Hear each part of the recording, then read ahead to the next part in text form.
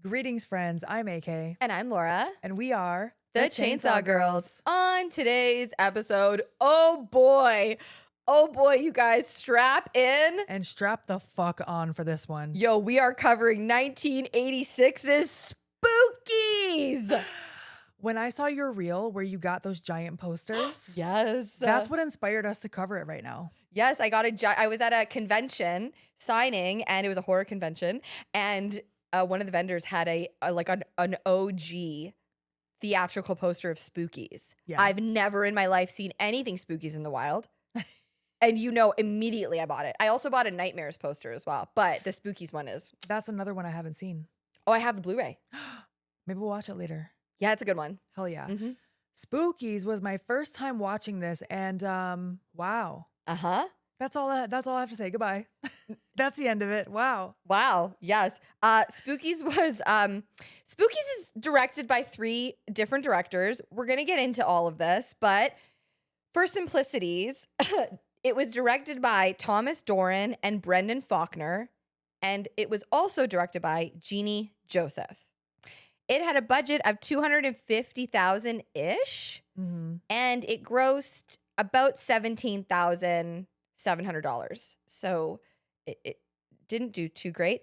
But it has since developed a very large cult following for many reasons. Shall I read IMDb? Please do. All right. I feel like I'm on a roll today. You are. A wicked sorcerer tries to sacrifice a group of people inside his house with the intention of using their vitality to keep his wife alive. Okay, there's a story there. I'm not going to lie to you. That actually sounds like a plot. Spookies feels like it's lacking a plot. Yes. Yes. Like, I feel like somebody watched Spookies and went, well, that's kind of what happens. Yeah. I feel like IMDb just explained it to us better than we were putting together ourselves. I want to explain what Spookies is if you haven't seen it. Yes. But it's a hard one to describe. There are a lot of monsters in it. The monsters are great. Great creatures. Yes. Okay. But there's something about Spookies that makes it very interesting. It might be the 3 directors. I think that might be it. So so I'll give you a little bit of the backstory before we hop into the actual movie, okay? So you know what you're getting yourself into with Spookies, which, by the way, you can watch on Shudder. And actually, I got a lot of information from The Last Drive-In with Joe Bob Briggs. If you don't watch The Last Drive-In, stop what you're doing and watch it, because it's amazing. It's on Shudder. We love Joe Bob and we love Darcy. Any hoogly boos. So I got a lot of information from him and the show. But what happened with Spookies, it's almost like there's 2 movies in a movie.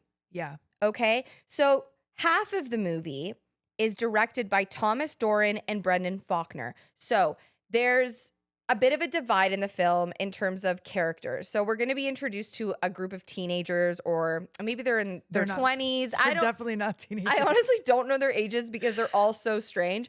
But we have this sort of group of teenagers together, and they're going to this like mansion, haunted house type situation. Okay. And then on the other side, we have a werecat pirate. He's called Pirate Cat throughout my entire notes. Immediately, yes. He is a pirate cat. We have a child being buried alive. We have a sorcerer who is trying hellbent on maintaining a relationship with his ex who wants nothing to do with him. And all of those scenes were tacked onto a film that was already in post-production, and they weren't able to finish the original film because they brought a new financer on named Michael Lee, and he was not about the film. So he was like, fuck that. I'm going to hire a new director, and we're going to rewrite this movie. So essentially all this footage that they originally had, which was directed by Thomas and Brendan, they took that footage and then they just tacked on a whole bunch of scenes to it and tried to make some sort of a disjointed plot using additional scenes, characters that had nothing to do with the original film. And originally it was called Twisted Souls, and they changed the film to Spookies. When you told me that about this film was in post-production, then they filmed more stuff and added it on, I went, now it makes so much more sense. Yeah. Yeah, because when you watch it, there's a lot happening and nothing's happening. I was going to say it makes more sense and still doesn't really make a lot of sense. Right. One thing they do well is the creatures, and there are a lot of them. And at one point, I think they just started throwing creatures as a way to distract us from the fact that there's absolutely no plot to this film. Yeah. Yeah. But it's super fun. It is fun. It's the best. That all being said, we swear it's super fun. It's awesome. And yeah, I watched an interview with Al Magliochetti, who plays Lewis in this movie as well. And he was the visual effects artist.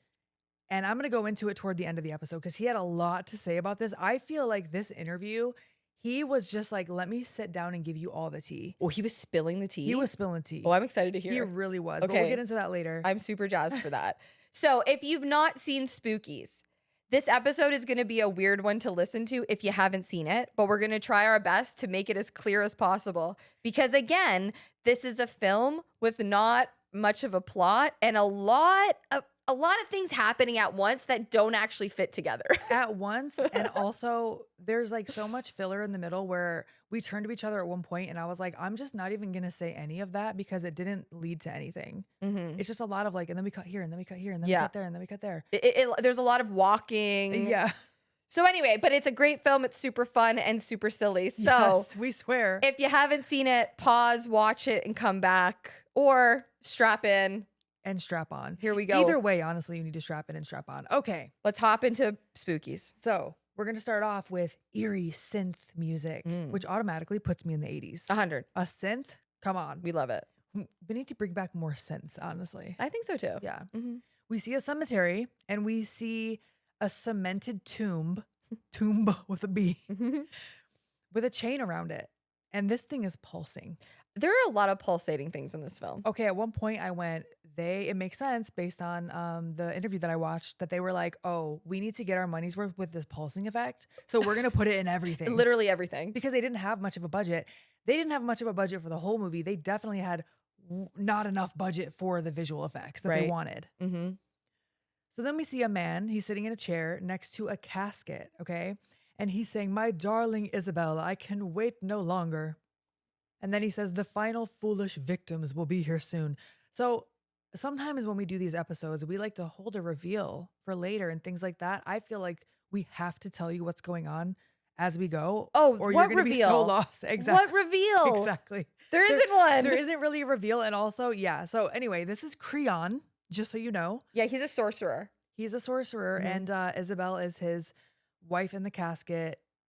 I would say Ex-wife in the casket. She wants to be an ex, that's for sure. Oh, she wants nothing to do with him. Yeah. And so she'd rather die than be with him. No, literally. He says the final foolish victims will be here soon and then we can be together again. We only see like his arm and glove and ring and his cane, like barely the back of his head. It's like he's fucking Dr. Claw from Inspector Gadget. I was just going to say Inspector Gadget. Yeah. It's a full moon out, okay? And then we love a full moon. We love a full moon and we love full moon. There's a kid walking out in the woods, okay? Yeah. Already I'm like, what are you doing? Okay, the kid, okay. This is what I'm sorry, I'm interjecting already. No, please. But like visually, we see this Creon character, right? Yeah. And now we're cutting to this child walking alone. Right. In the woods. We find out that this is Billy. This is Billy. And then we see what I thought was some kind of werewolf or something. Close. It's not. Yeah, I guess. It's were something. Sure. We'll say like werecat. Yes. In my notes, I refer to him as a werecat. However, he is dressed like a pirate. He's dressed like a fucking pirate. No, and he a has full-on pirate. Like he went to the costume shop and was like, pirate. Like the frilly like top. And this, it's kind of like almost like a satin sort of like button-up vest. And he has a hook for a hand. And I'm like, okay, I can't wait to find out what his story is. You won't. You never will. You won't. He's a were pirate and we don't know why. But we do know he's taking an interest in Billy. Yep. He's interested in every single person in this movie. Literally actually. Everyone. He is like, I think he's Creon's eyes and ears. Okay. So I was going to say he's also credited as Creon's servant. Yeah. So it's like his little minion.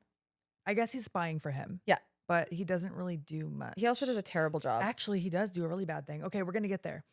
So oh, what you mean when he buries the child alive? Okay, no, it's not as traumatizing as it sounds. It's actually a little comical when he does it, I think. No? How slow it is? Yeah. Yeah. And yeah, we'll get there. Okay. Mm-hmm.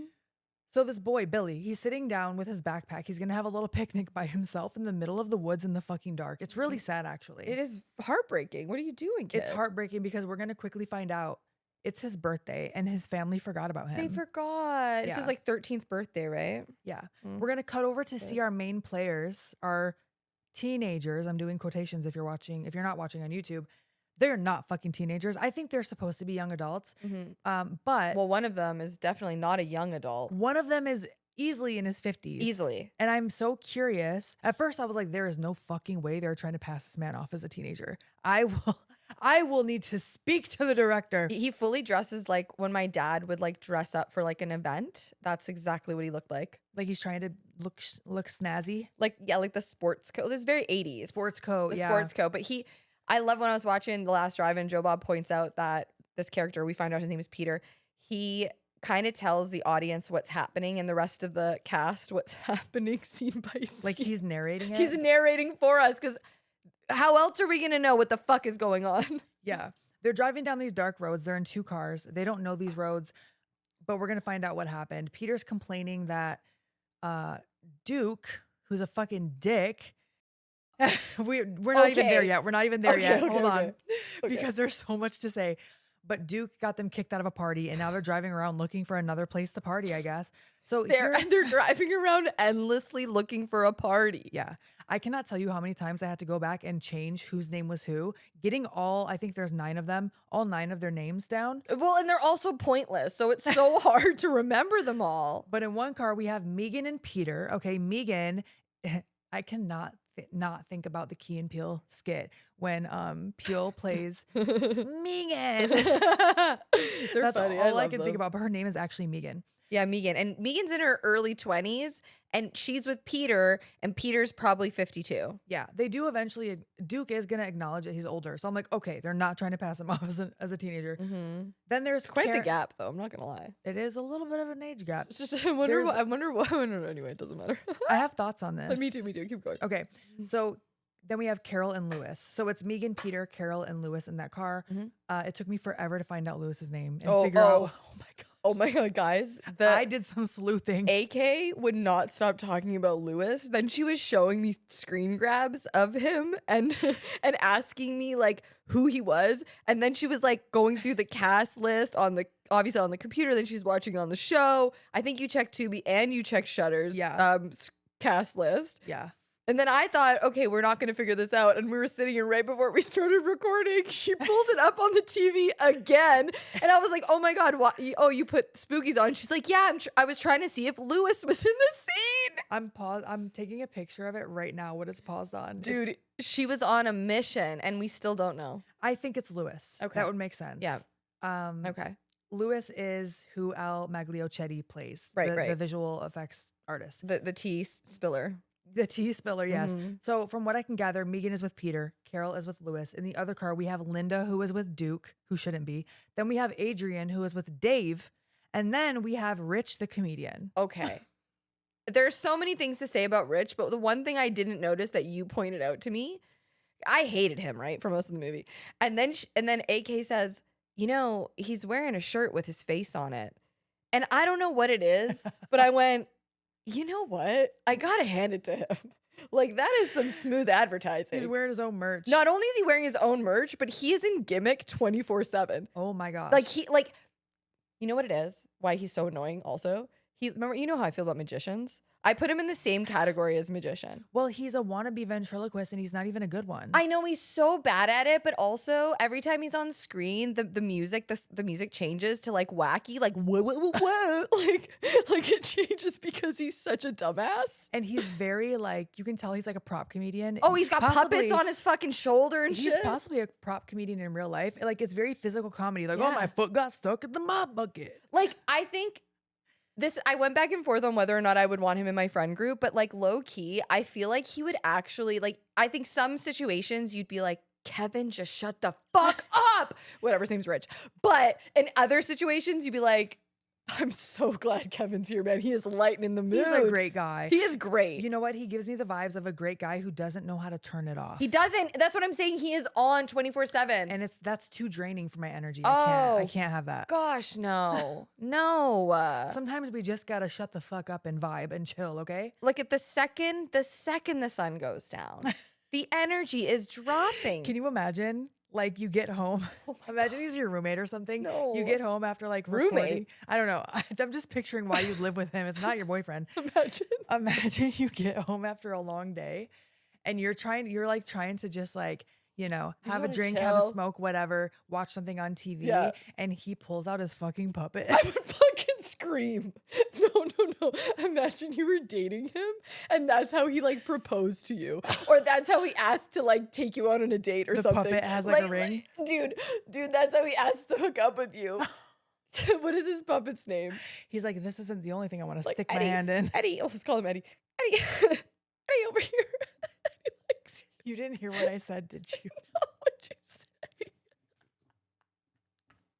I said, this isn't the only thing I want to stick my hand in. Sorry, everyone. Sorry I had to repeat myself. Oh my God. Normally I would not repeat my own jokes, I swear. Yo, no, that was so funny. But just imagine if Rich was your boyfriend. No. Oh my God. Listen, he seems like a great guy. No, he does. It's too much nervous energy for me. What a professional wrestler he would be, though. Oh, yeah. Like, no. Manager. There you go. Oh, he's a manager. He's a manager. We're so slap happy. I think every episode of this loop, we're going to be slap happy. It's going to get worse and worse, man. Sorry, everyone. I know worse. All right. So back in the woods, we see that some guy off in the distance is like, today's the big day. First night away from home, kid. Are we talking about the drifter? The drifter. He is so creepy. Yeah. Why is he hanging out in the woods and why is he talking to Billy? And I'm thinking, this is the werewolf. This is the fucking cat pirate. That's what I thought at first. It's not. No. So he's like, why are you nervous? Give an old man a light. It's so fucking creepy. Billy, don't talk to him. Why are you nervous? Like, maybe because you're a fucking stranger. You're a strange man in the woods. Stranger danger. I mean, it was the 80s. Did they have stranger danger yet? Yeah. I learned stranger danger. I feel like they learned that after the 70s, right? Yeah. No more hitchhiking. But this kid's like, I'm not nervous. So he goes over there. He lights this guy's cigarette. No, he hands him his lighter, which, did you ever do this as a kid where you like break the metal piece off and then the flame, you like make the flame huge? No. You never did that? No. Oh. I didn't even smoke and I just remember that from childhood for some reason. It was like a party trick. I'm surprised. Very dangerous. Don't recommend it. Yeah. There's a reason there's a protector on it. Okay. So today is Billy's 13th birthday. And this man says, take my advice, kid. Go home. What? I mean, yes, I guess. I think that was good advice. It's good advice, but like, why are you here? Well, why? I agree. I mean, listen, I'm questioning why the fuck's he in the woods? Why is he talking to this child? However, I'm glad he told him to go home because clearly this kid is like running away from home. That's true. But he doesn't. 13. He doesn't listen. Well, no. But this is my favorite part of this scene. He goes, no way, I have plans, big plans. And the guy's like, yeah, everyone has big plans. And he goes, yeah, well, some of us have plans that are going to work. Got his ass. Listen, kids sometimes can be so brutally honest. Fucking ruthless. Like, they will just drag you. You better not, like, your breath better not stink. Oh, for real. You better not. I always think of that, like, as a little kid. I remember telling someone that their breath smelled bad. I was like little, like, under 7. Yeah. And I remember my mom said that I got in trouble for telling one of her friends, I don't know, like I was like sitting on her lap looking at her and I told her something about she has a big nose or something. Yeah. Like just any thought that comes to your head. Sure. You don't have no filter. You have no filter. Yeah. Horrible. But you know, anyway, Billy's like, well, I'll be seeing you. And the guy's like, maybe. It's just. It's an odd, again. It is an odd scene. I guess we don't really need to talk about how weird some of these scenes are. We've already established this movie's really fucking weird. It's very weird. So just know that going forward.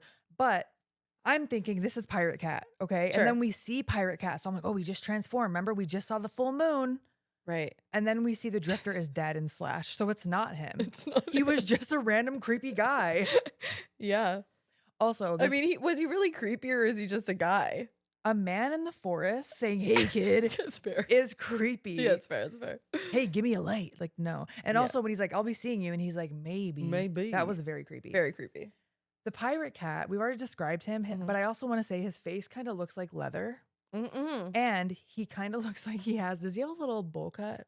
He's got a little bowl cut. He's got big old eyeballs. Yeah. Big eyes. There's definitely prosthetics on him. Yes. He's like, what color would you say he is? He's brown. He's like brown. Yeah. He's like tanned. He's like tanned. Tanned like, leather. But it's like, yeah, tanned leather. Leather is like actually the best way to describe it. Yeah. But his outfit is like, I'm very curious to know his backstory. And we're never going to get it. Never. We just have to make it up ourselves.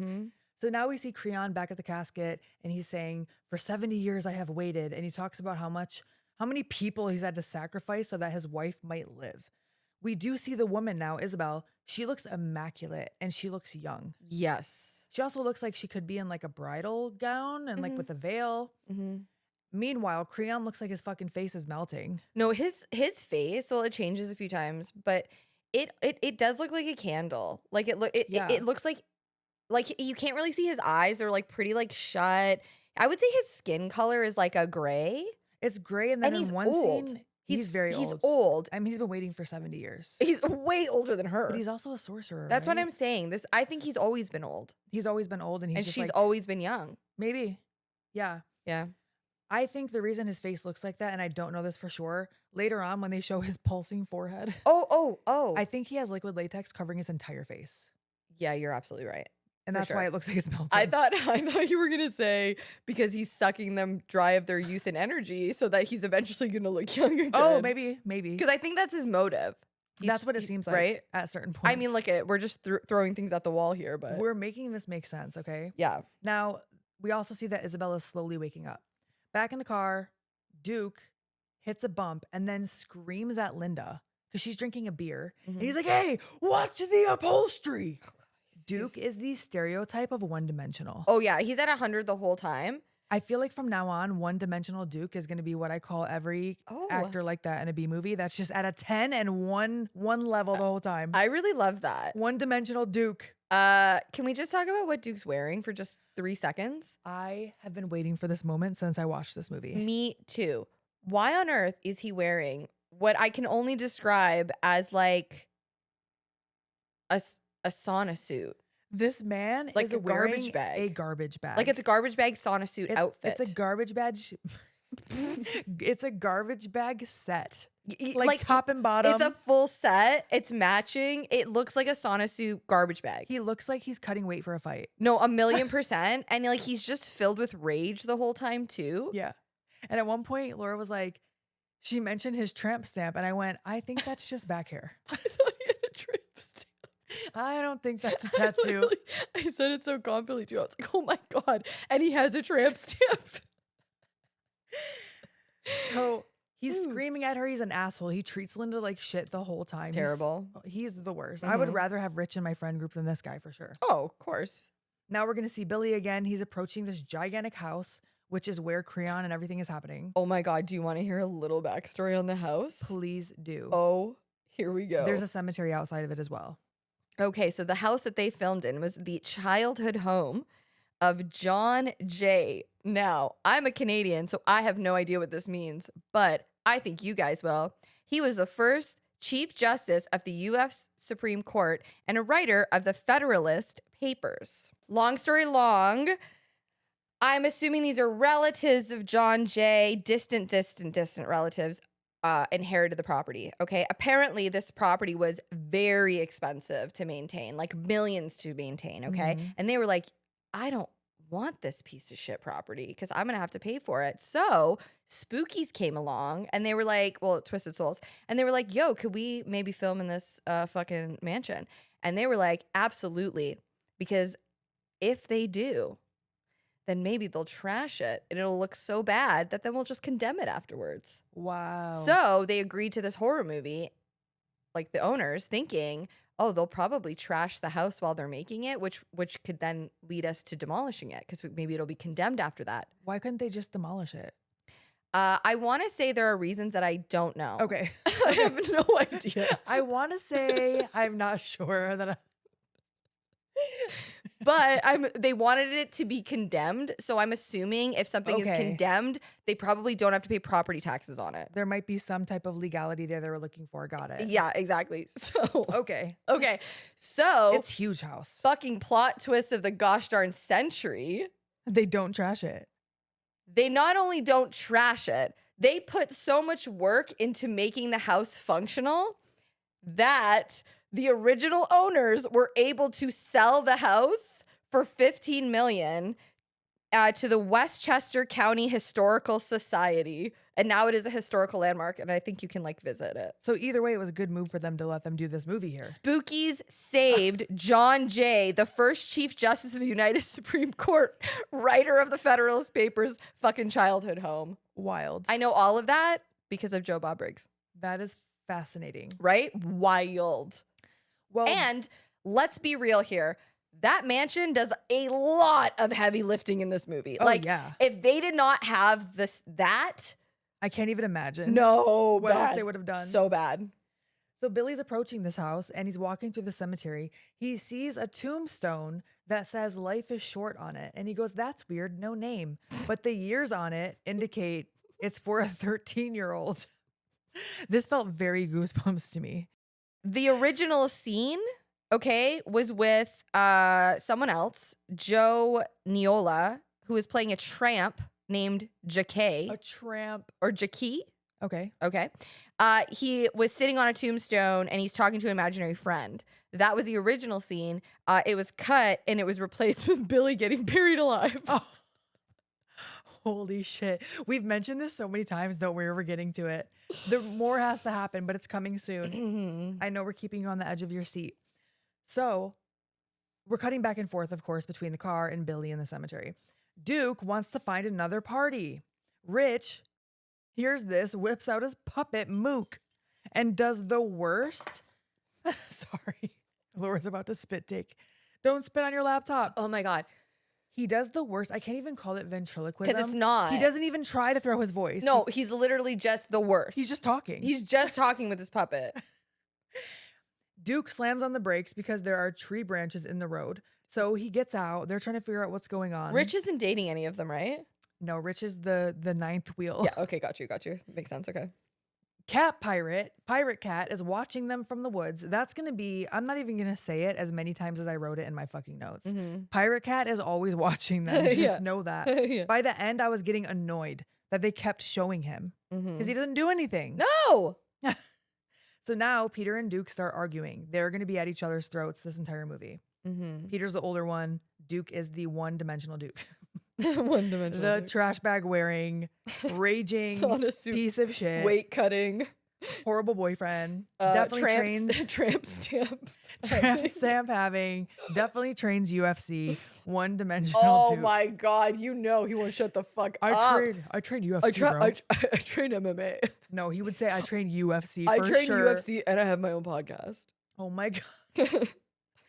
Not us shitting on it when we are on our podcast. Whatever. But still, fuck Duke. Okay, Mm-hmm. so this is where Duke doesn't acknowledge that Peter is older. He's like, we want a party, something you're too old to know about. So they know that like Megan is with this older guy and they're like, whatever. Mm-hmm. So now, oh my gosh, the closed captioning here says creature purring and they're talking about fucking Pirate Cat. Ew. Ew, is this when he's sitting with Creon?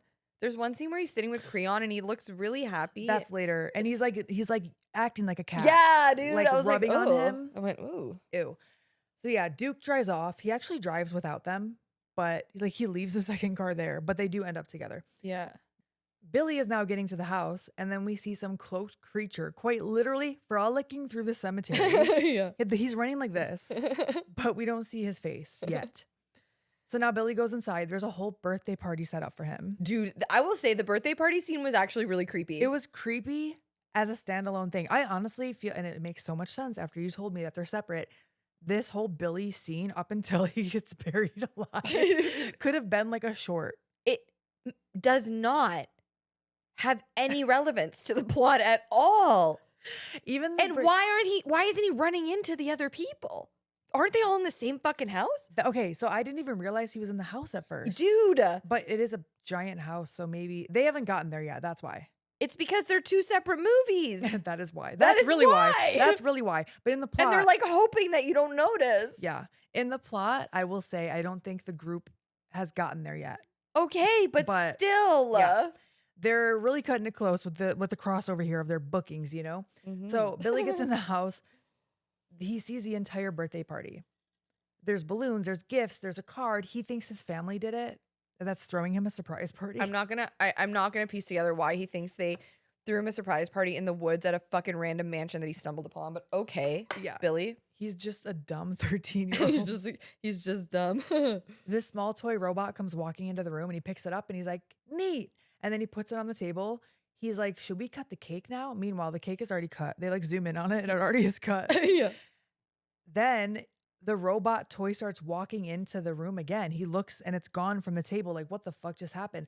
This porcelain baby doll that sat up there starts making a noise. Ugh, I'm yeah. out. I'm out. Out. The lights flicker on and off and Billy thinks it's like a party trick. Yeah. The baby coos again. It's like, hey. No. And then it's like in a different position. So I don't know if that was a, what's it called? When you continuity issue? Yes, exactly. Or if it was supposed to look like it moved. I don't know.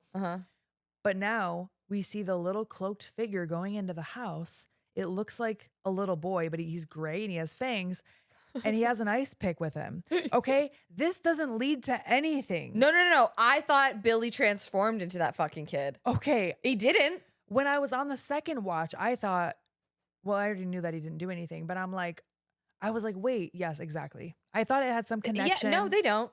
No. And I'm like, what does this kid do to him? Nothing. I guess he was just going into the house to go hang out with his dad. His dad, yeah. The sorcerer is his dad. We'll find out. Yeah. The kid is blue. Sometimes he's gray, sometimes he's blue. Yeah. He's got some fucking weird teeth. Yeah. He has like these little things. Yeah. Okay, so that happens. And now Billy hears someone whispering, Billy, open your present or something like that. And he opens it and it's the fucking old man. It's Creon's head. It's so bizarre. And he's like, ha ha ha, right? And he goes, happy birthday, Billy. And it's so over the top. It's so funny to me. Like I'm just, look, I'm enjoying talking about this already. It's Spookies, man. It's Spookies. And I actually think it's fucking hilarious. It's great. Billy runs out. Now all the gang is arriving at the house. Okay. So that's why they didn't cross paths, I guess. They didn't see this little boy running out of the house. Fuck. And also, it doesn't matter. It doesn't matter. You know what? None of it matters. It doesn't matter. None of it does. So Duke's car license plate is Psycho. I don't know if you noticed that. Oh, I love that. Okay. It's fitting. And Peter, when they get there, he's like, what are we doing at a place like this? He's just like an older man that's kind of square, I guess. And Duke's like, nah, I want to party, okay? He already has his alcohol. Suddenly, Carol just flatly says, no one lives here, and walks in. She looks like she's in a trance already. Already possessed. Yeah. Rich is bringing all their booze in the house. His puppets and toys, obviously. Yes, he has to bring all of that in the house with him. Adrian is chain smoking this entire movie. I thought that was funny. Every single scene we see her, she is smoking, and her boyfriend Dave is just like coughing the whole time. That's why they don't like each other. Yeah. Which we'll find out. Yeah. Yeah, they're not compatible at all. No. Now Billy gets to a tree, like just a random like tree stump in the middle of the fucking woods. He's run far enough, I guess, and he sits there. And then the fucking pirate cat comes up to the other end of the tree just to get up on it and slowly start walking toward him. Like, he doesn't do anything in this movie. So I'm like, were you trying to grab him? Because then he starts chasing him and he is going to do something here. It's the only thing he does. Yeah, it looks like he's going to grab him, but it doesn't look like it's like there's much effort behind it. Exactly. Everything he does, it seems like there isn't any effort behind it. Exactly. And then he, throughout the rest of the movie, when he's stalking all these characters, is like, oh, you had a chance to go grab them or do whatever you wanted to do, try to bury them alive, whatever. Maybe that's your thing. Spying, maybe he's spying. But yeah. Okay. I don't know. I don't know why I'm asking these questions, to be honest with you. So he starts chasing him. We're going to cut back to the gang, okay? They're getting inside. They're surprised the lights still work. They're trying to figure out, does someone live here? Then we see a shot of Creon, who's like off in his like lair. Yeah. And he's like, somebody does live here forever. So he can hear them and see them. Yeah. But he's not like watching a monitor. It's like his telepathy or something. Yeah, because he's like the sorcerer or whatever. Yeah. which is also like why he doesn't need a spy. He doesn't need Pirate Cat to spy. He needs nothing. Right. He's supposed to have all this power. I don't know. Right. So Billy's running. He ends up falling down right at an open grave that's already dug. Okay. Pirate Cat swipes at him with his hook hand, starts cutting his face. It's crazy. Yeah. Like, he does not like this kid. No. And Billy then falls into the grave. And Pirate Cat, like we've mentioned several times, starts burying him alive. I couldn't figure out what was happening here. I was like, one, why is the cat burying him? 2, why are they killing this child? 2, 3, why did he scratch the shit out of him just to start burying him? Right. Like, why does he not like him? Well, I mean, cats play with their food. Cats are actually psychopaths. So maybe. I guess. But he seemed like he is on, like, he's got an axe to grind with this kid. He buried him alive. And it didn't lead on to anything. On his birthday. What a bummer. What really pissed me off about this scene is that he is like feverishly dumping, just shoveling shoveling dirt onto this kid. And like Billy is just laying there. Just taking it. And he has like a layer, the thinnest layer of dirt on his face and body. And his arms are flailing like this. Like sorry, Toby. Like he can't move the rest of his body. I'm like, just stand up. Right. That was driving me crazy. Yeah. But I'm also like, why did he attack him just to bury him? Wouldn't he just keep attacking him? It makes no sense. That's what I'm saying. It's crazy. And then on the rewatch, I was like, wait, is that one of the sorcerer's children? That's what I thought too, but no, it's not, man. It's not. It's not, dude. That's the last we see of Billy, and it does not tie into anything. The only thing I'm like, maybe killing Billy helps raise Isabel like a life for a life or something. Another life. I don't know. Honestly, that's the best explanation. Maybe. It's another life to try to make her whatever. Right. Come to life, give him vitality, whatever. Okay. Megan is sitting in the room now. They're all in the house. I thought this was interesting. I'm like, what? She's sitting and observing everyone with Peter. And she goes, it's funny. I grew up with these people. And that's it. And then they just show like Rich with his puppet. Yeah, and this was my thoughts about her. When I said I had thoughts about her and Peter, she gives me the vibes of like, I'm dating an older man. Like, I'm mature. Yeah, I thought that line was really weird too. Yeah. Because it almost sounded like, I couldn't tell if it was nostalgic. Like, man, it's crazy. I grew up with these people and we're all in the same room together and we're all partying together. And man, that's really fucking cool. Because you could look at it that way. Yeah. And you could also look at it like, I can't believe I fucking grew up with these losers. Yeah, like, why am I hanging out with them? I'm dating a 50-year-old. Listen, look at my 50-year-old in his sports coat. Yeah.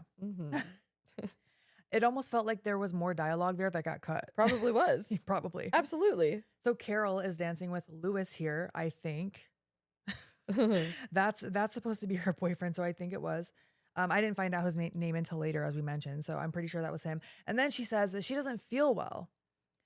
We see Rich feeding his puppet popcorn because he's going to do a lot of these gags throughout the movie. And then Linda wants to dance with Duke. Duke's response is, no, leave me alone. I don't want to do nothing. Imagine that. Like, could you imagine your man saying that? No. I'd be like, take that garbage bag off and stick it up your and wrap it around your fucking head.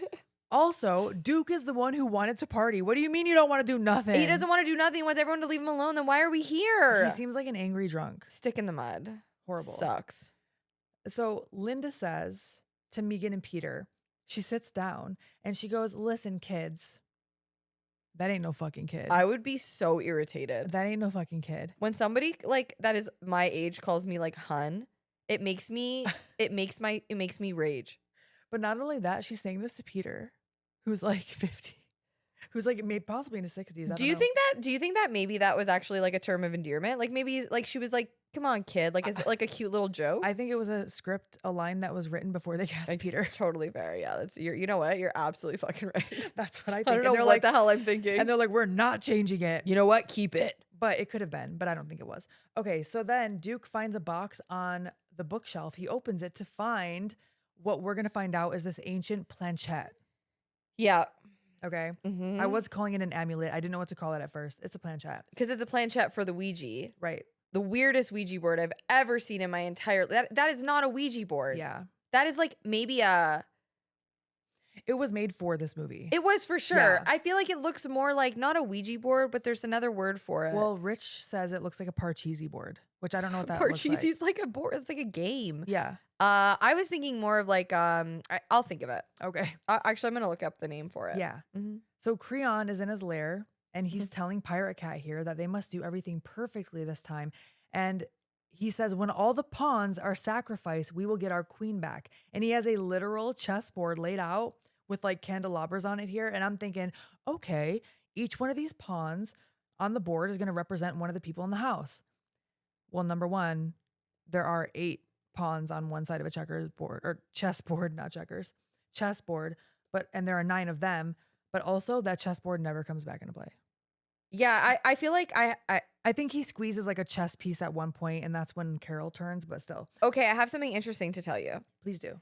So apparently, this is a quick Google search. Okay, apparently, sometimes people call the entire Ouija board a planchette. Oh. I've never heard of that. Yeah. A mystic board, an oracle board, a witch board, a spirit board, a talking board. Yeah. So. Yeah. Oriole board. A specific early 20th century competitor of the Ouija board. Oh. Also interesting. I know they've looked so different over time. When we went to the museum, the Michigan Museum of Horror, is that the one that had all the different Ouija boards? Yes, and none of them looked like that. No. They all look different, and the ones from different cultures look different too. But they all have the similar classic Ouija vibe. Yes. Yeah. So this planchette, amulet, whatever, flies out of Duke's hands and over to Carol, and then it like slides on its own across the floor. Carol's not alarmed by this. She picks it up and she's like, isn't it wonderful? Mm-hmm. Duke sees that they're standing next to a door that's locked. This was crazy to me. Like after she takes it, he looks over and he's like, hey, what the hell's in here? Like he's mad about it. Number one. Yeah. It's locked with a padlock. He starts trying to violently open this door, and then it cuts to him smashing a fucking chair over the door. Like this guy is got to be like, he's got to be on steroids. He has to be on something. He's got roid rage to the max. It's like the stereotype for sure. Yeah. Then suddenly he has something to pry it open with. He's like determined to open this door. So Peter starts yelling at him again. He's like, what are you doing? You're breaking everything. Then they hear a noise behind the door. So Duke opens it and he's like, oh, it's just an empty closet. This mummified body flies out and falls on top of him. And then he's like giggling about it. And he's like, this isn't real. Yeah, he thinks it's like a dummy or something, or like a gag. Yeah. Yeah. And then the other people are like, oh, I think it actually is real. Look at it. And it's clutching this gigantic box, which they open, and it is containing that Ouija board that we were talking about. Mm-hmm. Carol, on the other hand, is in a trance. Yeah, she's been in a trance since she got there. Yeah, and she's like, it's not a game. It's to communicate with the dead. Mm-hmm. So that's when we realize this is supposed to be a Ouija board. It does have yes and no on it, and it does have letters. It does. It's just the way it's like circular. It looks like almost like it would be like they were trying to go for like a pentagram feel. Like yeah, it was definitely like custom. Right. For this film. They got a custom one. Yeah. She says the dead exist all around us. They watch us, which that is what they're doing. Mm-hmm. That's what I was about to say. Freon. It kept autocorrecting to Freon. That's what Creon is doing. Yeah. And then Creon is telling Pirate Cat, this is what you're talking about here. He goes, if you're a good kitty, I'll give Carol to you. Ew. Gross, first of all. And also, like, Pirate Cat is purring at this. Yeah. Yeah. Ew. Linda starts touching the planchette. Okay. She wants to play with the Ouija board. Adrian is like, okay, ask how old I am. And the Ouija board says, actually, we hear Creon saying 24. And then the planchette moves to 24. Okay. Also, can I say when they were talking about, there's just a line here that's so funny. I can't remember who says that. It might be Linda. I can't remember. But one of them's like, let's talk to the dead. And she's like, but they're dead. It's just so funny. Like, Yeah. I don't know. I just thought that was such a funny line. Well, they're dead. But they're dead. And we then, know, bitch. We know. We know, girl. And then Adrian is like, okay, ask how old I'll be when I die. And then he's like, 24. And she's like, that's not funny. Okay, so they're not teenagers. They're in their 20s. Yes. Okay. They're young adults, except Peter. And Linda's like, I didn't do that.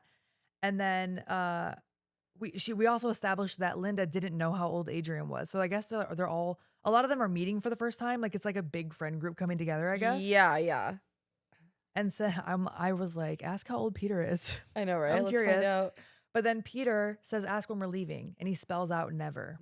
And they're not amused by this. And then Linda is like, okay, I'll ask a question. Will Duke and I be together forever? No. Also, I think we didn't have to ask the Ouija board that question, babe. exactly. And you shouldn't want to be together with him. And then she starts asking, like, what about in a month? What about? And it's just like, no, no, no. No. That's like when the tarot card readers start popping up on your for you page. That ever happened to you? Yeah. It's get out of here, man. Yeah. It's like every time they know, it's like the algorithm knows when you're down and out, and it's like, here, let me fuck your brain up. Yeah. And then they're kind of over it. They're scared. They don't like it. Linda claims she's not doing it. They think she is. And then before they leave, Carol takes it and she says, will we ever leave this house alive? And it says no. Mm-hmm. Now we see that vein is going crazy in Creon's head. It's like pulsating. Yeah, dude. He's got some real fucked up teeth too, eh? He does. This is where he squeezes a chess piece. And it's the last we see of the chessboard, I think. And then Carol fucking transforms. This was cool. Yeah, she does like you pointed it out. She does kind of resemble Angela from Night of the Demons a bit. She does. Like the vibes. She also looks like she'd be in a Twilight Zone episode. Yeah, and kind of Goosebumps too. Yeah. The mask. Yeah. Mm-hmm. It reminds me also of the Twilight Zone episode, The Masks, where they put on these masks. They can't take them off their face. It has a similar effect with the nose and like the ridges on her face. But prosthetics, practical effects, all that throughout this movie, awesome. Yeah, they look great for sure. Mm-hmm. And also her arm was pulsing. That was another thing. That's where I was like, oh, they're getting their money's worth out of this pulsing effect. All that pulsing, man. The graves pulsing. Yeah. She starts going crazy. She's trying to fight everyone. She hits Rich in the head with the Ouija board, which is such a like wrestling hardcore match thing to do. Yeah. Like you take the cookie sheet that's very like just bends and doesn't hurt. And you're like. But it makes a loud sound. Loud sound, exactly. So Adrian and Dave run out screaming. They run to the car, which is logical. They don't have the keys. Now Lewis is following them. He falls onto the grass. A grave like shoots up out of the grass, etches his name, Lewis Wilson, into the gravestone, and then he gets sucked into the ground. And the fucking pirate is watching the whole time. The cat pirate is hanging out watching. Just watching and purring. Now Adrian and, did I say Dave? Yeah. Oh yeah, okay. Adrian and Dave run back inside. They lock them. Everyone locks themselves in. The cat is trying to get in. Yeah. Eventually he stops banging on the door, and then Duke wants to leave. And they're like, no, like we can't go out there. Of course, Duke and Peter are arguing. And then he's like, well, I'm leaving. So they open the door. And now all of a sudden, zombies are coming for them. Oh yeah, there's all these like crazy ass zombies shuffling their asses towards the house. The zombies, some of them look really fucking scary. Oh no, they're great. I think the FX is great. They are. There's one that looks like it has its face split in half. Like, what direction is this? Vertical? Yeah, vertical. Yeah. It's fucking scary. Yeah, it's scary. It's cool. Yeah.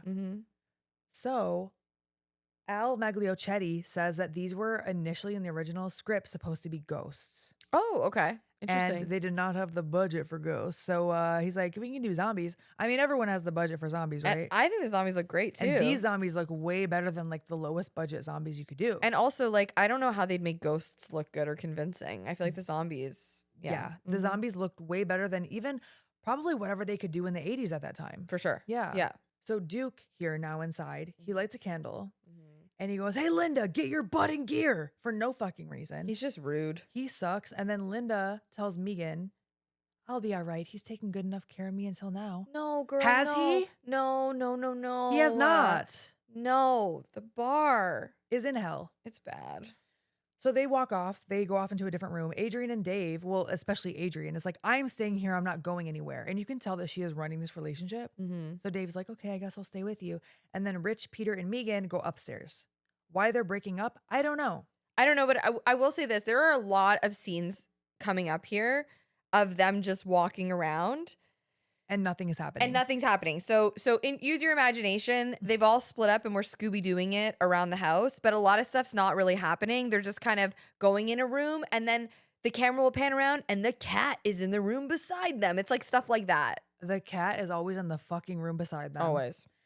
We are going to see that Creon, his wife, is waking up. Oh my gosh. Isabel wakes up and like the music is like full of wonder and wonderful. And then she realizes that her ex is standing there, not letting her die. She is horrified. This is terrifying. She is literally, this is like the world's worst ex. He is like a stage 5 clinger. He's obsessed with her. He's like, I've been waiting 74 years from you and I'm never going to let you go. And now we're going to be together forever. And she's like, dude, just take the L. I do not want to be with you forever. I just want to die. Wow. Like that was like the hardest hitting thing I think in this movie, where you realize it's like a twist almost that she's not happy about this. And that when she says like, please just let me die, I was like, this is fucking terrifying. Yeah, he's like holding her prisoner. You can't even escape him in death. He just keeps bringing you back to life. World's worst ex. The worst torture. Horrible. Yeah. Mm-hmm. Horrible. Yeah. And he's like, I'll make you mine forever. Okay. So that's what he has going on. Yikes. This is where I noticed that Rich is wearing a shirt of himself. He trips and he's like freaking out about like, oh, get it off, get it off. It's such an oversaw. And it's an electrical cord. Carol is also looking rough as fuck too. She's cruising around the house looking rough. Oh yeah. Like I can't stop thinking of Angela every time I see her. And the music is so hokey when Rich falls too. It's like, whoa, whoa, whoa, whoa. Every time they show zing, zang, zoo. Yeah. You know? So we're going to see Duke and Linda. They're looking around by themselves. They end up bumping into each other. And of course, Duke is at a 10. He always is. Always, yeah. So he's like, take it easy. You take it easy. And they just start arguing. He's like, oh, you think I can't do it? Can you? Like he grabs her arm at one point. I just want to grab Linda and be like, just run and never look back. No, he's so bad. Also, can I say Rich opens one of the doors and like game show music plays? Like, and we see that the pirates in the room, like with like a silhouette of him and like it's just so hokey. I love it. So Linda hears a noise and they think it's coming from this door. Duke barges through the door and goes tumbling down the stairs. He eats shit all the way down like old basement steps. Like think like wood shitty basement steps. He eats shit all the way down and completely no-sells it. He like leaps off the floor. Like what the hell? Well, when Linda goes down there to check on him, he's like, gotcha. Gotcha. What do you mean? You ass over tea kettle hit every single step on the way down. There's no way you're like, he's just straight up no selling. You just did 10 flips down the stairs on your fucking neck and you're like, gotcha. Wasn't that a great prank? He, like, let me go get this ugly ass sheet so we can bang. Oh my gosh. So yeah, he like tosses her on the ground and he's trying to hook up with her. She's lying on a fucking dirt basement floor. Dirt basement floor. And she acknowledges that at first. She's like, ew, what am I laying on? Like, I don't want to lay on this. And he's like, don't worry, Duke will provide. No, Duke. He also goes over to like, okay, there are bottles of wine in this basement. Like when I say they're covered in cobwebs, I'm talking like these things have been here for centuries. Yeah. And she's like, yo, I don't really think you should drink that. And he's like, when Duke says he's going to provide, baby, I'm going to provide. Takes a huge swig of this wine, immediately spits it out. Because first of all, okay, I understand that wine gets better with age, but he just pulls the cork off of it, meaning it was already open. Right. Dude, it's insane. Horrible. He also puts the sheet over himself and he's like, I'm Duke, the horny ghost. He's insufferable, man. If you didn't already have the fucking ick. No, the immediate ick. Oh my gosh, I get the ick when a guy ties his shoes weird. Do you know what I mean? Can you imagine me hanging out with Duke? Duke, the horny ghost? Absolutely not. And then, okay, this part I was like, Linda, like, you're not making sense here either. She lies her head on the ground and she goes, it feels so good to lie down on the fucking dirt that you just said you didn't want to be in. Linda, are you high, girl? What's going on here? Maybe she hit her head too. Was she the one smoking? That's why Duke has had one too many head injuries. Oh my. That explains a lot. Oh boy. That's what it is. No, for sure. He's like a football player or something. Oh, he is rough, man. Oh my God. Well, Linda's lying on the dirt basement floor. I cannot emphasize enough. Dirt basement floor. These hands come through the fucking ground and start grabbing her. It's the fucking muck men. Yo, it's the muck men. They are showing up to not only, like, I don't know, capture them, mess with them, catch them, but they are going to stink up the place because they legitimately fart bomb you. They're farting the entire time. The entire time. Apparently this was Michael, I want to say his name is Michael Lee. Yes, Michael Lee, who is the new financer. He's the one that came up with the farting monsters. Nobody loved that. He's one of those guys that's like, you know, it'd be funny if they're all farting. So these muck men, they're fat, they're slow, they're covered in mud. They're just made out of mud. I loved this effect. Oh, I did too. I thought they looked really cool. Yeah. The farting I could do without, but like I thought it was like the effect was cool. I was like, okay. It took me a second to realize that's what they were doing. They were like, tooting. Are they farting? They're tooting, man. Yeah, they're tooting it up. Mm-hmm. And so Duke tries fighting one. This They realize in the fight that like wine is melting them. Why? I think maybe that bottle of wine. No, like, I know, but why is the wine melting them? Okay, here's my Is it because they're explanation. dirt? Yes. And so water would like make them. Any liquid would make them melt. Okay. Okay, I'll take it. I'll take it. Yep. And so he like tosses his hatchet to Linda, who now hits this giant barrel of wine, and it opens up, it pours everywhere, and now all the muck men are melting. They melt into like bubbly goo. Yeah. Now we're gonna see that Rich is giving himself a little pep talk. Oh, this is where he sticks his foot in the fucking mop bucket. I'm like, of course he does. You're talking about it like this actually happened. And I know. And then we're at the party and this guy, he sticks his foot in the fucking mop. Can you believe it? This is a fucking gag. Like, of course Rich shows up with the mop bucket. Then we're going to see Adrian and Dave start arguing. And he's like, you never do what I want to do. So I'm like, what do you want to do? Go get killed by one of these monsters? Be my guest. He just sounds like a child. Yeah. Mm-hmm. Rich goes to grab the Ouija board and Carol shows up and starts coming toward him. And she's like, you want the board? The board wants you. Okay. Can I just ask you a question about this scene? Yeah, I think you have the same question I do. Okay. So it's like sort of happening. Then Peter and Megan can see that this is happening. And I don't know what it is, but like their sense of urgency is really oddly timed because it's as if they're going, oh my God, she's going to get him. And then they start moving like they're in quicksand. Yeah. And the urgency is gone. They kind of start moving towards the door and then they're like, the door won't open. And there's a window in the door and you can see each other, but then they're like, well, it won't open. And then they like walk away to find another way in. It's so weird. They leave. And also there's no urgency really on Rich's part either. At all. And then he's just not in that room with Carol anymore. I don't understand. Unless I blinked and missed one thing. He got out of the room and he wasn't with Carol and he was fine. And Carol didn't attack him. Yes, because later, obviously Rich finds himself in a precarious position with another person, but yes. Yeah. I don't know what happened. I have the same questions you do. But now we're going to see Isabel, who's telling Creon that she poisoned herself before and she'll do it again or she'll find another way. She'd rather die than stay with him. Yes. Apparently. But he's telling her that he controls her past, present, and future. Hate that. Ugh, brutal. Oh my God, as a rising Sagittarius, I could never. Do you know I'm a Scorpio sun and rising? Wow. Really?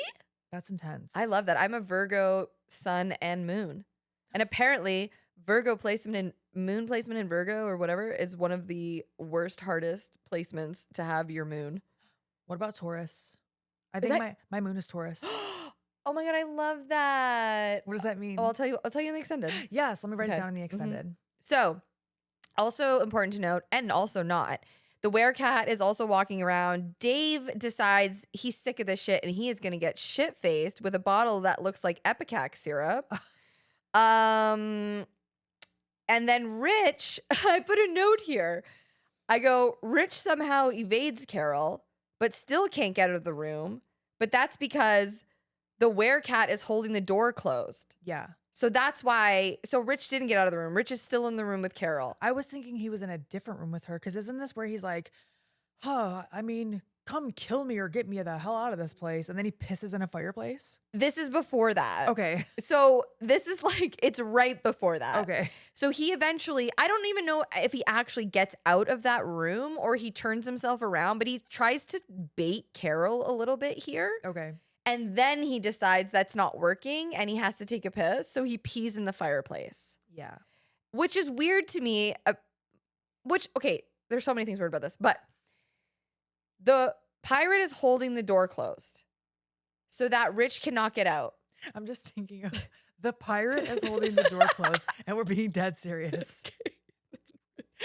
And then Rich starts baiting and calling out to Carol, who, by the way, is possessed by what looks like a demon and is a monster. Why he's calling, I don't know. But he's calling her out. She doesn't come out. He decides to pee in the fireplace. As he's peeing in the fireplace, the pirate then decides to open the door and let Rich out. And the only thing I can think is that the pirate knows that Rich is going to bump into the spider. Maybe. That's the only logical explanation I have for letting him out of the room. Yeah, I have no idea. I know that Carol, her motive is to get to the Ouija board because she's going to use it. Right. But I don't know. I don't know why there was a sense of urgency that Rich was stuck in the room with Carol and they were trying to get him out, but then all of a sudden it didn't matter and the cat was holding them in, and then Rich had no urgency to get out. Didn't really care, started yelling, and then he peed in a fireplace, and then the cat opened the door for him. So that's happened. Yeah, that happened. Okay. Now we're also going to see that Peter and Megan, they end up getting jump scared by this body that's hanging. A note falls from the body and it relays that they had committed suicide. Also doesn't really play into the plot. Because at first I'm like, oh my gosh, is that Isabel's body? It's not. No, exactly. So I think Megan, one of them just mentions like that they weren't the first ones to come into the mansion. Right. Okay. So so they're assuming that, whatever. Carol's back on her Ouija board shit. That's my note. She is. She's using the Ouija board to rise up different monsters throughout the house. Right. And we're very shortly going to be introduced to what I think look like ghoulies. They do. They straight up look like ghoulies. Ghoulies, but also like snakes. Or yeah, like they slither. Yeah. They're lizards for sure. I wrote they're snake-looking demons. Yeah. Also, Carol and what's his name? Creon, they both sound like they're talking through a toilet paper tube. You mentioned that earlier. Yeah, like when you were a little kid. Yeah. Yeah. Like, hello. That's how they sound. That was actually right. That was perfect. Hello. Like that. Maybe not that. The first one was really good. Yeah, we'll go with that one. Mm-hmm. But now, okay, so Adrian and Dave, they were fighting whatever. They're sleeping. Dave is sleeping, or so she thinks. Adrian goes to grab him. He turns over. He's dead. His face is slashed. Mm-hmm. When Adrian finds the body, the way you have to watch this scene. The way she screams, she looks like she's yawning. She does this. But it sounds like a scream, but her mouth does not match. Yep. One gets on her, one of these ghouly snake things. Yeah, because they like kind of pop up. They're scary. They're scary, but like it like pops up onto Linda. I keep calling her Linda, Adrian. And like attacks her, but like she just like gently like picks him up and like takes him off of her. Oh my gosh. Yes. Okay. So she tries to like impale one. She does impale one with like a poker or something. And then the scene that they kept, I feel like they should have maybe did it again. It does look like she just goes, huh. And just casually like takes him and puts him off of her. And the music is very dramatic. Like it is over the top dramatic music.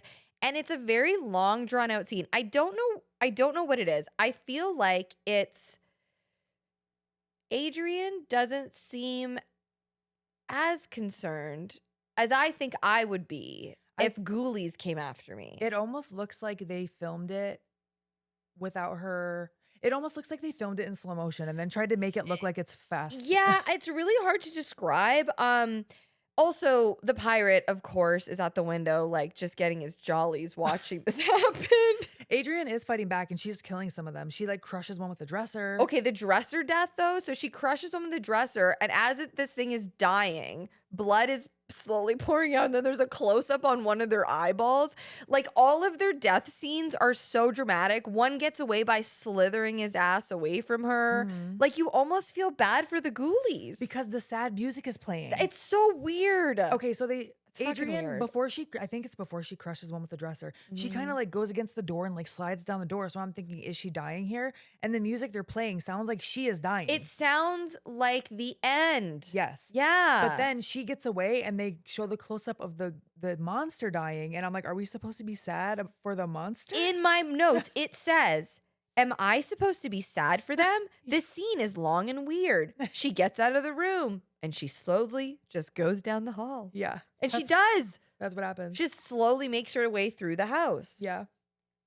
So now we go back to Isabel and Creon. I swear that was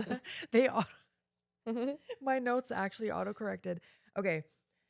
We go back to Isabel and Creon, who are arguing.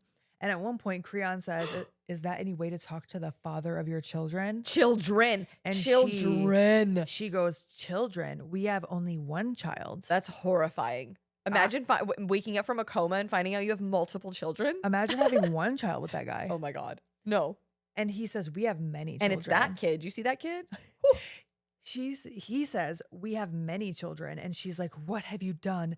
So he's like, do you want to see our son? Brings him in. It's the little gray boy in the cloak. Fucking freak. And he goes, mama. And she screams and runs out of the room. So low key, I did feel a little sad for him because he kind of looks sad for a second, but then like He gets like a crazy ass like smile on his face. And his forehead is also pulsating. Right? Okay, but here's my thing. Why, if that's your son that you already knew that you had, something happened to him while you were in a coma for 70 years. Well, look at him, man. So he must not have looked like that before. There's no way he looked like that before. Also, why is he still a child? Why is he gray and blue? So I'm thinking she thought that she had a normal little boy or whatever. Maybe died and resurrected? Creon did something to him for sure. Kill / keep him alive forever. Preserve him. Yeah. So he's stuck as this little boy that's now whatever the fuck he is. I don't know. Brutal. Yeah. Also, my question is, what do you mean you have children? Were you forcing her to like reproduce while she was in a coma? That's why I'm saying I would be terrified to find out I have more children. How did that happen? But then I'm also thinking he's talking about all the people that they're killing as his children. All the monsters that are trapped there, they're his children now. Okay, so I maybe, don't fucking know. Oh God. And he's not going to tell you. So this is where I was like, Pirate Cat is pissing me off. Well, he's in every scene and he's just watching and Isabel takes off running because she's, wants to get away from him. Right. And the pirate chases after her. And I was just sick of seeing his face at this point. We will find out that Pirate Cat is in love with her. Oh, I mean, it makes sense. Now that we know. Yeah. So now we see Adrian again. She's hurt, but she's walking around. Mm-hmm. She sees who she thinks is Dave, who we already know got slashed, right? Earlier. Yeah, because he's like at the end of the hall and there's almost like a spotlight on him and he's acting like real weird. Come here, my darling. Come to me. Yeah. Down this dark, shadowy hallway. So then he starts getting closer to her. Mm-hmm. It's this giant, mutant, slimy, alien-looking monster with a vagina for a mouth. Like full-on kind of creature from the Black Lagoon. Yeah. With tentacles. He's got tentacles. He has tentacles. His chest is open. His heart is beating. You can see it. He has electrical currents going through his body. Yep, okay. You know what? That's the shit that makes more sense to me than some other things in this movie. Yeah. I'm like, sure, you're electric. All right. He strangles Adrian with his tentacles. It's very slow. Yeah. And then there's the electric currents going through the tentacles and it melts her face. And it looked like they used claymation to do that. Yeah. Yeah. Now we see Isabel again. It looks like she's in a fucking cave. She looks like she's wandering around caves now. So I'm assuming maybe. I think it's just underneath this mansion. I'll go with it. Yeah. This demon pops up that looks like an old woman. She looks like she's straight out of Labyrinth. Okay. Yeah, she looks like a bat mixed with an old lady. Yeah. And I pointed out when we rewatched this, I said, watch the bottom left corner. When you first see it and then you see Isabel, I'm like, wait for her to pop up again. Okay. If you watch the scene, dude, the puppet looks so fucking cool. Yeah. But the puppet pops up again in the screen, and in the bottom left corner, you can clearly see the puppeteer's head. He's just like this. I love it. But the puppet looks fucking great. Mm-hmm. But I was dying. It's so good. So this creature attacks Isabel. She falls over. Okay, that's pretty much what happens here. And it's laughing. It reminds me of, I already said Labyrinth, but I feel like there's another puppet that reminds me of. Like one, I think like in Dark Crystal or something? I don't know if I saw that. Oh. Maybe it is just Labyrinth. The ones that laugh a lot. That are like all over the place, like flailing. They're like, I don't know what they're called in Labyrinth. But yeah, I know what you're talking about. Yeah. Mm-hmm. So now we cut to this. Mm-hmm. Now we're going to see that Duke, Linda, and Peter and Megan, they all meet back up. Oh, yeah. And finally, Duke and Peter have a fist fight. That's literally my note. Duke and Peter have a fist fight. And then later my note says, Peter just monkey flipped Duke. They do. I think they had a couple monkey flips in that scene. Duke also tries to break a chair over him, man. They were like, this is what we have at our disposal. You're going to break a chair as much as you can, including over that door. Not a bad fight scene. Carol, it's not. Mm-mm. So Carol starts raising up more monsters. Mm-hmm. And then this door randomly opens by Rich. And it's a woman telling him, hurry, come with me. Do you want to die here? I have your friends. I know where your friends are. Mm-hmm. He walks through a giant spider web to get through that door, okay? Mm-hmm. That's important. She looks like a normal woman. And she knows his name. And she's like, oh, your friends told me. Mm-hmm. Your friends told me your name. This way. Come over here. This way to your friends. And you're really only seeing like her face. It's very dark. Yeah, at first you only see her eyes. Her eyes. Like it's not like she's like, hey, I'm here to help you. It's like, hi, I'm here to help you. Like it's very like it's sinister, I would say. Yeah. And now we're gonna cut back to Duke and Peter. This is where they're still fighting. God, it goes on for a while, but it's a decent fight. Yeah. Not bad. Eventually, because they keep knocking into this Grim Reaper statue, eventually it comes to life because Carol is raising it from the dead. Okay, the best is like it comes to life and Duke looks at it and goes, ah, shit. And then he gets swiped in the face across the room. Like he's flung across the room. I thought he was dead there. but he's not. Unfortunately, he's not. But listen, Peter, my boy Peter, 51-year-old Peter, he goes, listen, this door is jammed. There ain't no way I'm getting through it. You know what I'm gonna do? This was crazy. He full on Goldberg, like spears right through the door. Like dives head first, and it's so fast. Like a I just spit. The fastest Peter has ever moved in his life. Like a bullet. Dude, he doesn't kick the door through. He dives through it like a dolphin. Like he is like, it popped me so huge. I lost it. Oh my gosh. So now they're all trying to crawl out of this hole. I think something was blocking the door. That's why he did that, even though it was so extra. What? It was so extra. Oh my. Peter's like, I'm still young and spry.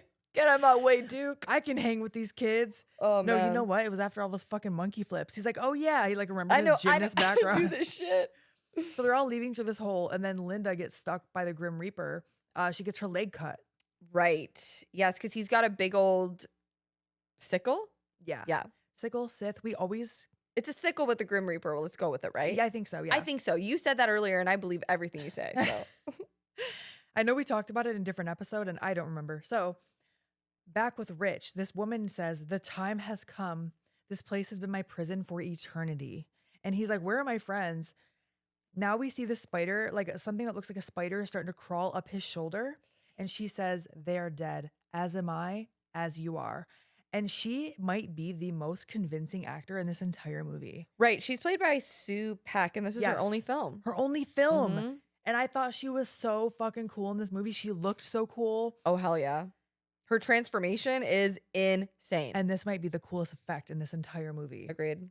So Rich, while he's in this commotion, gets stuck to this gigantic web. And Oof. the woman It's my worst starts, nightmare. starts to transform. She starts to transform. Oh, we got some pulsating. A lot of pulsating. I think she has at least 3 transformations. Yeah, four. It's 4. Mm-hmm. Her face first looks so old. Okay, so just a very old, like wrinkly face on this body. Mm-hmm. Then she looks like she has this gigantic big brain. Big brain. Big brain over here. The Yeah. legs start shooting out. I think like between the big brain and then the legs shooting out, that's like probably 2 different transformations. Then full fucking spider. Dude. Like her head starts cracking open. Yeah. Full spider. Like, and there's like webbing between her legs. It This is was- a really cool effect. this was so fucking cool. She's super fucking ugly. Yeah. Like, it is a really, really cool, gross looking spider creature. It looks like something you would see in Universal. Like Yeah. Halloween Horror Nights, like that yes. level. Yes. It's great. Mm-hmm. And then she has this fucking face hugger shoots out and sucks Rich dry, and not in the fun way. Okay, he goes from being a human into like claymation in like 8.5 seconds. Yeah. It's great. Oh my gosh, I love that scene so much. It It makes reminded the me- movie. It reminded me of another movie we did where somebody's a dummy and he gets rolled under the car. We kept rewinding it. I can't remember. I can't remember either. I love that shit. Me too. So now we're back with Linda, Megan, and Peter. And they're putting a splint on Linda's leg, which maybe her cut is way worse than we thought and her leg is broken. But it just looked like they were putting a splint on a cut, which looked so funny to me. Yeah. She seems like she's struggling, man. I don't Yeah, know. she was struggling. The Grim Reaper's breaking through the door. Yo, he is ready to roll, but this is one of my favorite things. This happens right here. Okay, the Grim Reaper shows up. He is ready to roll, right? And they're like, "No, we're gonna get out the window." So they're on the roof, okay? And the Grim Reaper, it's like they're trying to get away. They're like going down the roof, and the Grim Reaper comes out, and all of a sudden, like Peter is like backing off. He's trying to let the girls go first, and then Peter's like, "You know what, man? Fuck this." He squares up with the Grim Reaper. I went, Okay, okay, Peter. Okay. All right. But He's this not is- quite a zaddy, but I'm not going to lie. This was hot. He went, all right, I'm squaring up with him. Yeah. And then all of a sudden, they start kind of tussling a little bit. I wouldn't even call it a tussle. It's like a little tiny Yeah. interaction here. It looks like Peter grabs the sickle, if that's what it's called. And all of a sudden, smoke starts kind of coming off of the Grim Reaper. And then Peter just tosses him off the roof. And he explodes, dude. Why does he fucking explode? He explodes. It's so funny. Oh my gosh, I was dying. Peter didn't even do anything. He hit the ground like kaboom, okay? And the pirate ain't too happy about this. No. Now back inside, they all go back inside. They see that there's this little statue of what they say looks like Carol. And I was like, I guess. Kind of like her like demon face. Yeah. A A demon face statue. That doesn't come back into play, right? Well, the only reason it does is because they find it in the like occult, like they piece together that Creon is, by the way, my whole notes. His name is Creole. Creole. Mine was doing Freon. They're like, I don't know what the fuck you're talking about. But I think it just ties into that he's like an occultist. Okay. And I think that's really all that is. This is my favorite part though. Not really, but one of my favorite parts. They look over and they're like, look at that picture on the wall. And it's Creon holding his Ouija board. And it's a portrait on the wall. And like he's like selling it. Yes. Like, he's like so proud. He's so proud of it. But Peter's only note about this, he's not like, hey, that's the Ouija board. He goes, hey, that's the ring that's on the mummy's body. I'm so glad they have Peter because they would be so screwed without him. Yeah, shit, so would I. Yeah, Because he's letting us know.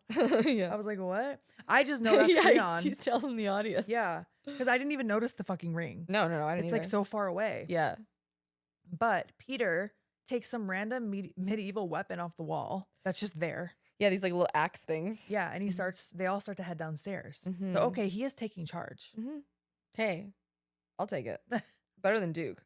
We keep seeing Creon here talk to his son, his little demon, whatever the fuck son, about the source of their power and how they have to kill people, I guess. There's a lot of back and forth.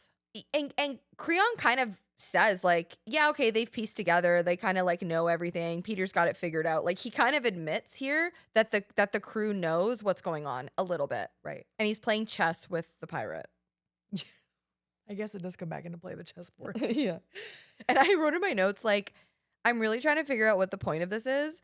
What is Creon's goal here? With like a whole bunch of question marks. Because at this point, the only thing that was making sense to me was that he wanted Isabel forever. Yeah.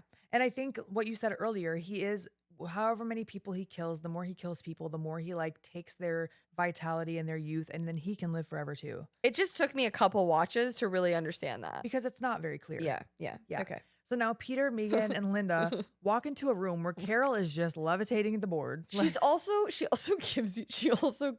gives like a monologue here. Yeah. It's like a full-blown monologue. Yeah, because first she shoots electricity out of her hands and zaps Peter's weapon. Yeah. And then she says, join us. And they're still like trying to fight. And then she says, I said join us. And I guess that was enough. And now they're entranced. So they're kind of like frozen there. And then she goes on her monologue. Yes. She also uncovers a mirror. And I don't know where that leads either. Why did she do that? Oh, is it so that Creon and they can like see what's happening? I don't think so, because he's been watching them the whole time. I wrote it down because I'm like, oh, this must be for a reason. And now that I'm reading my notes, I'm like, wait, I don't think that came back into play. I don't know. Okay. I didn't put it in my notes. I did see here that Creon tells the little boy here that he's going to take over for Carol because Carol's about to like wither away into nothing. Yeah, her eyes start glowing and then her head starts cracking open. Yeah, like because Creon's like, I'm done with this chick. Okay, so maybe there was something there with like a portal. Maybe because he hands off the tasks to the little boy, his kid, and goes like, yo, these peeps are your toys now. It's straight up what he tells him. Like, you're my little prodigy. Yeah, and these are your toys, and you're the new Carol, so you have to take care of them. Protege. He's a prodigy and a protege. Yeah. And they all kind of like start withering away here. Oh, okay, so that's what the mirror did. No, that's what Carol was doing to them. Whatever. I'm not totally sure, but our boy Peter, who's looking rough from whatever the fuck is happening here, he starts crawling his ass over to the amulet. Now, there's like electricity going on here. There's like it bounces in Peter's face. Lightning happening. It's all different colors. But Peter army crawls his ass over to the amulet, or I guess the planchette, or whatever you call it. The mummy is holding like a little jar. A jar. Yeah. At this point in my notes, I wrote, I'm so confused. I was so confused too, because he goes over to the mummy, and this is what I didn't realize what was happening, because he goes over to the mummy and then he just kind of tosses the mummy's arm away. Yeah. And I was like, okay, but he's got the amulet and there's all this like electricity happening. And then Peter tries to throw the amulet at Carol. Yeah, she uses the Ouija board to block it. She does use the Ouija board. And then I don't know. Creon seems very unfazed with all of this shit that's going down. Yeah, it's hard to know the importance of everything happening. Because he's kind of no-selling it, and he Yeah. almost seems okay with it. I think that's why I wrote, I'm so confused. But Isabel is down in the caves? Question mark, question mark? Like, okay, so when Peter tosses this jar, amulet, whatever the fuck it is, at Carol, she blocks it with the Ouija board. Electricity bounces back in Peter's face. Carol starts like short-circuiting here. Yeah. Okay, so Carol's gonna be like donezo, all right? uh-huh. But yes, now we see that Creon and his son, their heads are all pulsing and whatever. Isabel's in like the dungeon of the castle or mansion, and she says, I know what I must do. So she goes back to Creon. When she's walking in, she grabs the ice pick. I guess that's like the one callback in this whole movie is the ice pick that little boy had way earlier. Yeah. She grabs the ice pick, puts it in her dress. And then she's like, how do you speak of love when you're torturing me, Creon? And he's like, you're torturing me. What are you talking about, baby? And then she's like, how can I learn how to love when I've never learned how? And she's like playing along, right? And he starts like dipping her like he's about to kiss her. And he tells her, say that you will love me for all time. And she says it. She does. She says, I will love you for all time. And then she stabs him in his pulsing fucking forehead with the ice pick. Yes, girl. He keels over on the casket. He's screaming, blood shooting out. She decides for some reason to escape out of the second-story window. Maybe that was just the closest one. Maybe she knows there are monsters downstairs. Sure. She goes out of the second-story window. She's climbing down this tree. Fun fact. Lightning hits the grave outside and it starts pulsating too. Oh yeah, that too. It's been pulsing this whole time. Really has. Fun fact about the tree, and I didn't look this up, but just off of my own knowledge, I'm pretty sure that was a wisteria tree she was climbing down because I have one in my backyard. Oh. And it's it has such pretty purple blooms in the springtime. Oh wow, I love that. Yeah. I love that so much. But she's climbing down, her shoes getting caught. She's getting stuck. I thought she was gonna fall. She did not fall. But she gets to the bottom of the tree. Oh my God. And this fucking creature pops up behind her, full prosthetic, okay? And it just says, Mama. I'm out. And so was she. Dude. Isabel screams. She runs. This song starts playing. And all these zombies start rising up from the ground. And it felt a lot like they were going for like a Thriller music video vibe. As soon as you said Thriller, I was like, that is exactly what this feels like. And it's the whole song. They play the entire fucking song. It's really long. And it's like at this long drawn out scene of basically Isabel fighting off these like zombie creatures that are trying to like pull her into the ground and grab at her, and they're grabbing at her dress. And we're starting to see some of our characters turning into like zombies too. Like, isn't the Drifter wake up? The Drifter wakes up. Yeah. So they are turning into zombies. And I think this is my way of making sense of what he's talking about, all their children. Why they're grabbing her, I don't know. Maybe because she's trying to get away. Well, she's their mother. I guess so. And this scene is so long. I was actually relieved that I was like, I can just write that they're chasing her and I don't have to take notes. Like, yes. I have a break. So the whole song goes on, and eventually they're like pulling at her clothes. They were like, we're getting our money's worth out of this song. 1,000,000%. Originally, they wanted her to be nude for the scene. She was game for it. I think they weren't going to pay her what she wanted for it. So they not didn't for end up doing free. Fuck that. But yeah, she said no. And not for a low amount either. Good for her. This scene just takes forever. I can totally see why. Of course they wanted her to be naked for this. Sure, running around for like 3 minutes straight to this song. Also, it reminds me of Tammy and T-Rex. Oh, when they just threw in the striptease at the end? Yeah. And they're like, we want Denise Richards in lingerie. Yeah. I mean, I get it, but fuck. So the cover of this movie, I can see why. That's what I picture. When I see the cover, it's like a cartoon version of Isabel in a dress. All the zombies are like pulling at her. And I like her tits are out. Not out, but like you can tell. I could see it. I was like, of course, that's where they were going with this. Right. Yeah. So Isabel gets away eventually. And she finds a car and she starts getting in. And you made a really good point. Yeah. When we were talking about this off air. Dude. So she's been in this coma for 74 years. 70, whatever the fuck. However long, right? How does she even know how to drive? How does she know what that car is? Okay, so she doesn't look like it's been 74 years. Exactly. It looks like it's been 740 years. It looks like she's been in there for a really long time. Right. How did she know to get in that car? Because I was going to say, she doesn't end up driving it. She doesn't, but she gets in it like she knows what it is. She gets into the seat and grabs the wheel. Like she's been in a million cars before. Yeah, that's a really good point. But before she can do anything, and we can see how much she really knows about cars, this man comes up looking like Fred from Scooby-Doo. Oh, okay. Yeah, full on. And he's like, what are you doing on my car? And she's like, she scoots over. He gets in the car. She's like, we got to go. They drive away. And she's like, I'm finally free. You know, the zombies are kind of following the car as they drive away. I'm finally free. Of course she's not. Of course she's not free. And then this man says, you know, I've always loved you too. This is so fucking terrifying. Like, she cannot escape the men in this movie. I literally who are wrote, obsessed with her. Everyone is lusting after this poor girl. Literally getting grabbed on by all these fucking zombies, and then you still can't fucking get away. Brutal. But then when she looks back over, it's fucking Pirate Cat. Dude. So he is a werecat. This is where I was like, he is a werecat. He changed. He changed. And we never learn why. He's in love with her. Creon, though. We cut to Creon. And he just, like, he seems stoked as fuck. And his grave, like, is, like, pulsating again. And the kid is really happy at the ending is just strange because, like, wouldn't Creon be, like, super pissed if the werecat is, like, in love with Isabel? That's his girl. Unless he just expects all of them to love her so much and whatever. Like, he's the leader of all the people that love her. The grave that's been impulsing since the opening of the movie opens up and Creon, like, shoots out of it. Blood still coming out of his head. And he's like, ah, ha, ha, ha. So I'm like, was that, like, a reveal? Like, oh, your lair was under there the whole time. Oh, yeah. I mean, that's a very lackluster reveal. Pretty anticlimactic. And that's the end. And then the credits start rolling. And I also want to mention the credits don't start with the cast. No. This was very weird.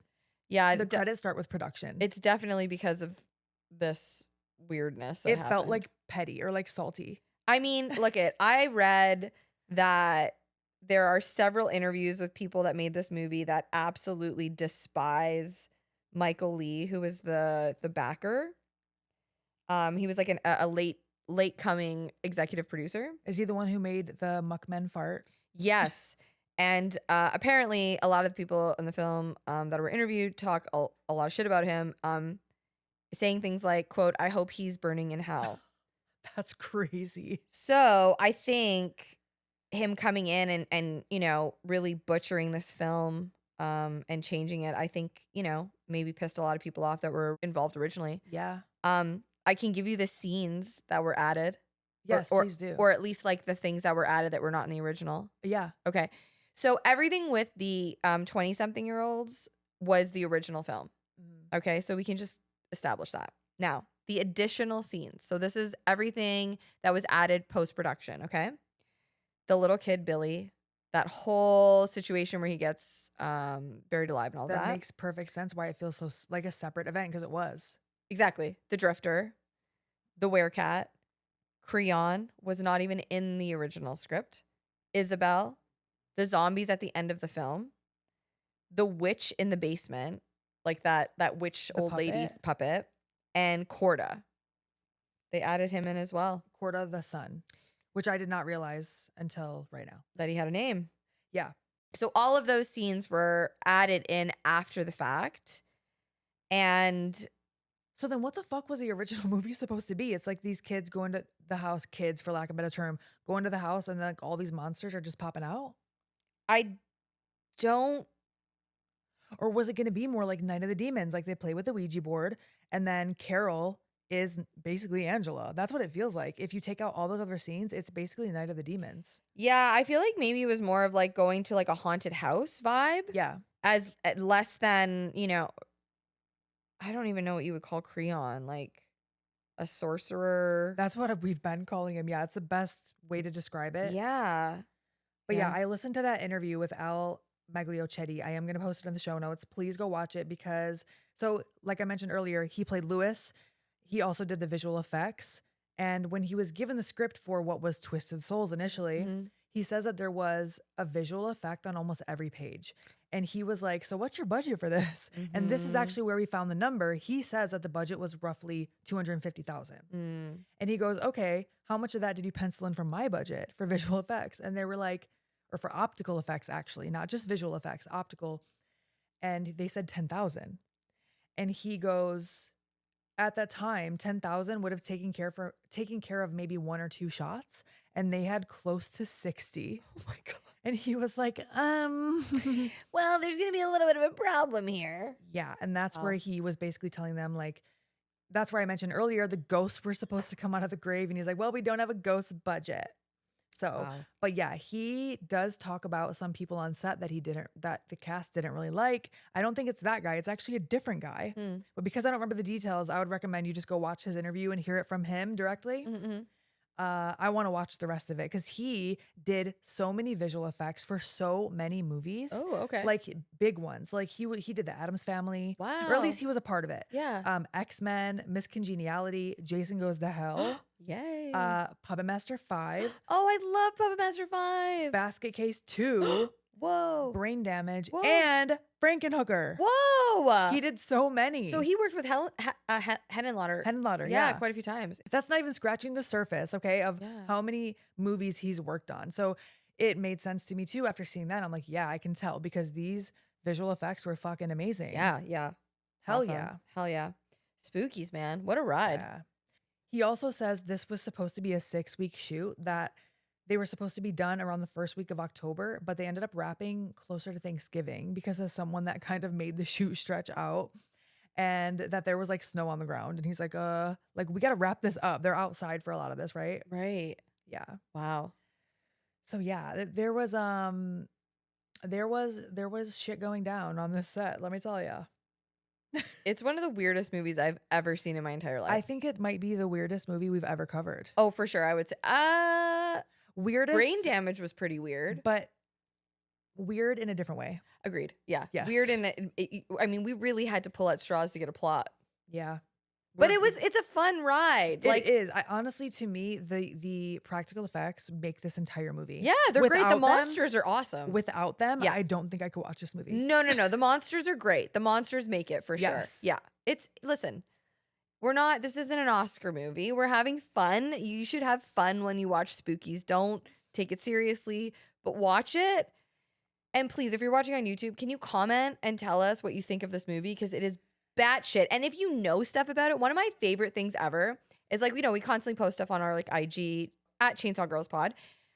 But I love it when people will comment and tell us stuff that we don't even know about it. Yeah. So if you know stuff about Spookies, please. And we don't claim to be experts where we're like we obviously want to share with you all the information we have. Sure. But, I would say this is probably the least confident in knowing what the fuck is going on out of any episode we've covered or any movie we've covered so far. Because it's such a weird film. I highly recommend also watching the Joe Bob Briggs Last Drive-In episode. I believe it's season 3.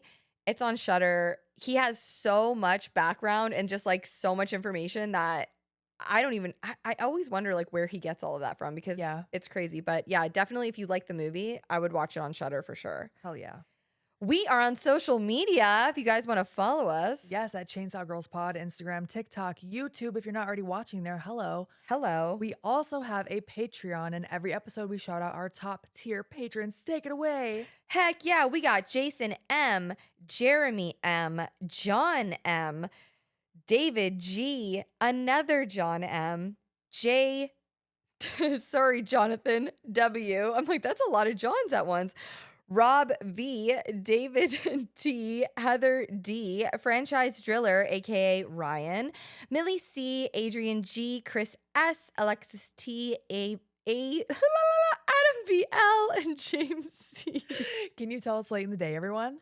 We love you. Thank you so much for being our top tier patrons. We love you to the moon and back. Okay, bye.